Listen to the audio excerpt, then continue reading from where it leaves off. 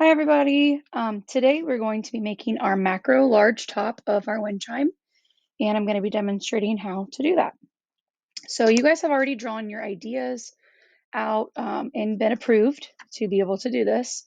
And you're going to start with one of the simple shape stencils.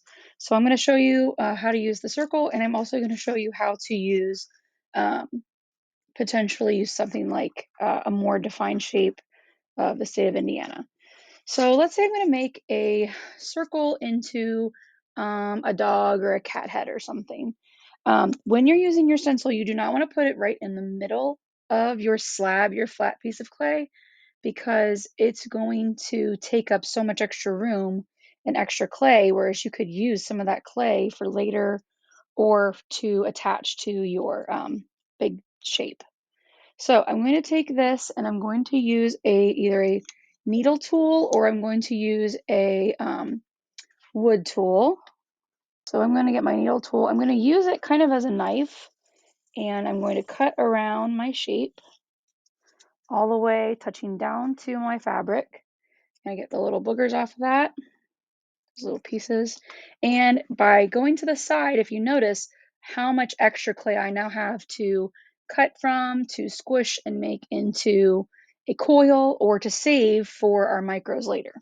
So I'm going to peel that off and kind of set that to the side. Smush up those little pieces over there. Okay, and now I have my nice shape, but I kind of roughed up the edges when I cut it. So you're going to use your spray bottle. You're going to spray your fingers once, twice, and just kind of smooth off the edges of your shape.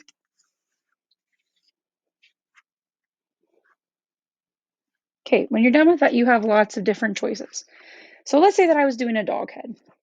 I have all of this extra flat slab clay to work with. I can make a mouth, I can make eyes, I can make ears, or I simply could just draw it into this form. So what I'm going to use for drawing purposes is I can definitely use a wood tool, okay? And I can also use a dowel rod. So the dowel rod is really cool because it acts also kind of like a needle tool, but you also could make imprints with it with the circular side. So let's say I just wanted to draw a dog. And I do the nose, and I do the mouth, and maybe his little tongue sticking out there, okay? And then I could also just draw the eyes.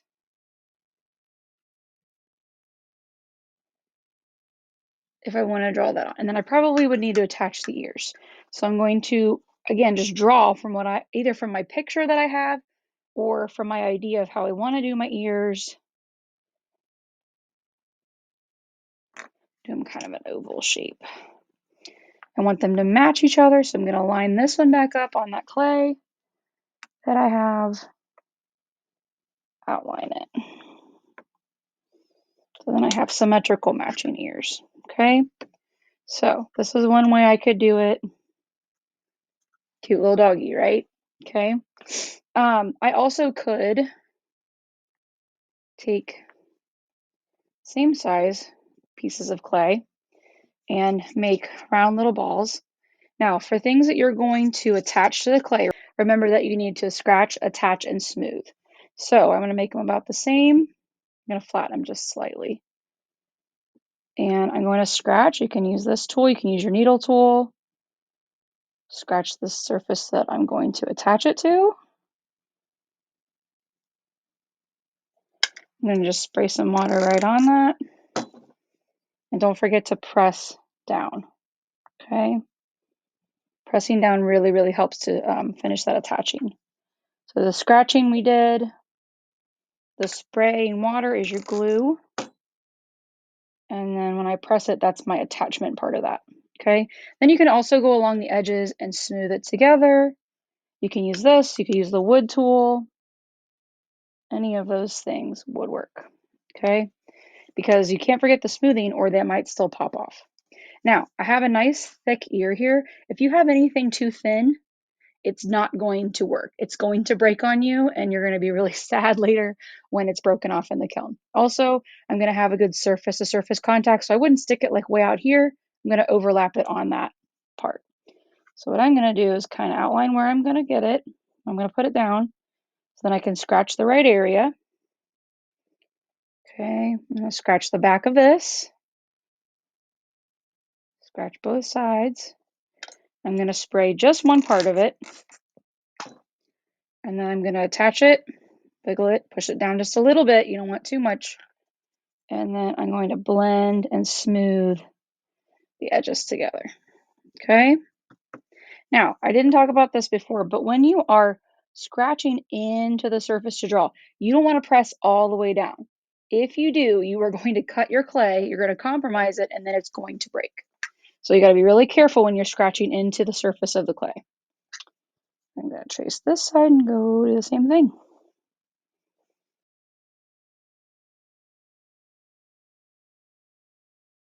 Another thing that I would suggest is flipping it over. If you have anything hanging off the sides, you want to smooth this down.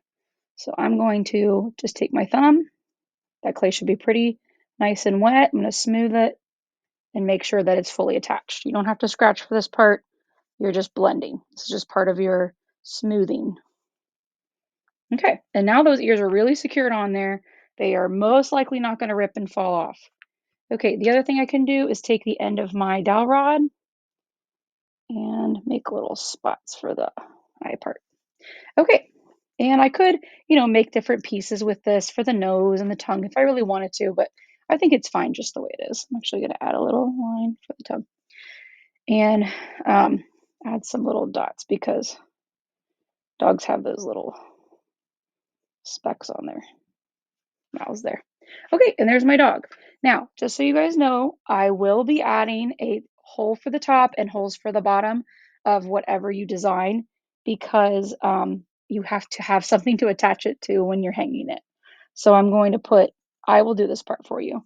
Going to put one at the top, maybe two if you have a longer one like a cloud or an oval. And you're going to get four along the bottom, evenly spaced out to attach your micros. Okay, and there would be my final piece. You're going to turn it into me. I will put your name on the back for you to make sure whose it is, and I will set it aside to dry. Okay, then it's done. You cannot add to it, you cannot change it, you cannot manipulate it. So for something like the state of Indiana, it says front on it, you would trace it, and then you're like, well, it's kind of the state. That's what it is and where it is. But you could add different things to it. You could add letters. You could add additional cookie cutters. Like I have the large cookie cutters. I have all these little letter ones you guys can use. And I have other cookie cutters you could cut out. You could scratch it, attach it, smooth it onto that shape. So there are ways that you guys can add different details for it to look nicer. Another way is to make it with a coil. Okay, so a coil is a long cord of clay. And this person did a football, and then they did a long cord of clay, and they did small little pieces that were cut from the flat slab clay across to make it look like laces of a football. They also texturized it with a fork first.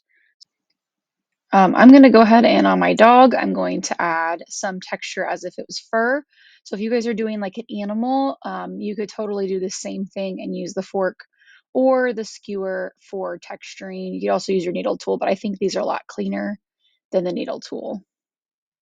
Also, if you did something simple like the state of Indiana, you could use the scratching to make more of like a design on it.